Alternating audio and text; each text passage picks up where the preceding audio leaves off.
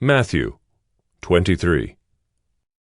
Then Jesus said to the crowds and to his disciples, "The scribes and the Pharisees sit on Moses' seat.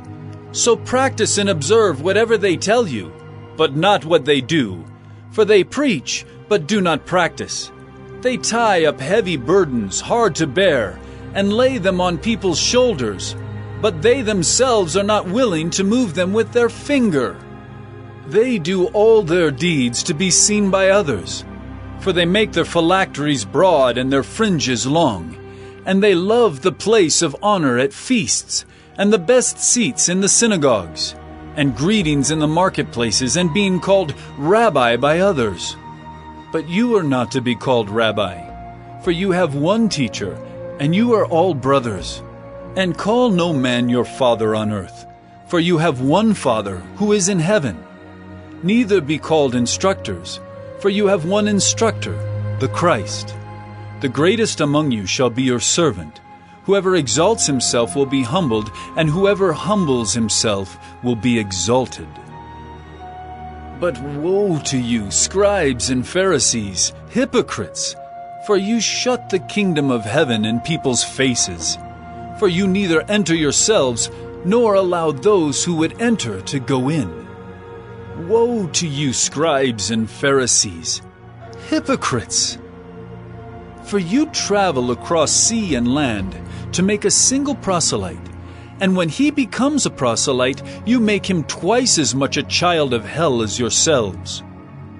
Woe to you, blind guides, who say, if anyone swears by the temple, it is nothing, but if anyone swears by the gold of the temple, he is bound by his oath. You blind fools! For which is greater, the gold or the temple that has made the gold sacred? And you say, if anyone swears by the altar, it is nothing, but if anyone swears by the gift that is on the altar, he is bound by his oath. You blind men! For which is greater, the gift or the altar that makes the gift sacred? So whoever swears by the altar swears by it and by everything on it.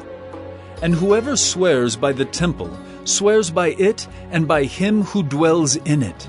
And whoever swears by heaven swears by the throne of God and by him who sits upon it. Woe to you, scribes and Pharisees, hypocrites! For you tithe mint and dill and cumin, and have neglected the weightier matters of the law, justice and mercy and faithfulness. These you ought to have done, without neglecting the others. You blind guides, straining out a gnat and swallowing a camel? Woe to you, scribes and Pharisees, hypocrites! For you clean the outside of the cup and the plate, but inside they are full of greed and self-indulgence. You blind Pharisee! First clean the inside of the cup and the plate, that the outside also may be clean. Woe to you, scribes and Pharisees, hypocrites! For you are like whitewashed tombs, which outwardly appear beautiful, but within are full of dead people's bones and all uncleanness. So you also outwardly appear righteous to others, but within you are full of hypocrisy and lawlessness. Woe to you, scribes and Pharisees, hypocrites! For you build the tombs of the prophets and decorate the monuments of the righteous, saying, if we had lived in the days of our fathers, we would not have taken part with them in shedding the blood of the prophets.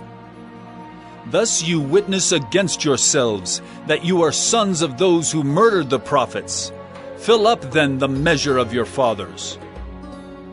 You serpents! You brood of vipers! How are you to escape being sentenced to hell?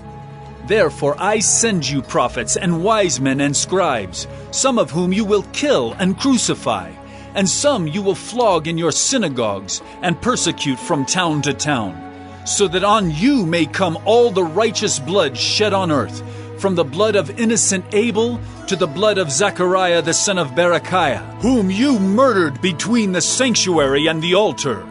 Truly I say to you, all these things will come upon this generation. Oh, Jerusalem, Jerusalem, the city that kills the prophets and stones those who are sent to it. How often would I have gathered your children together, as a hen gathers her brood under her wings, and you would not. See, your house is left to you desolate. For I tell you, you will not see me again until you say, Blessed is he who comes in the name of the Lord.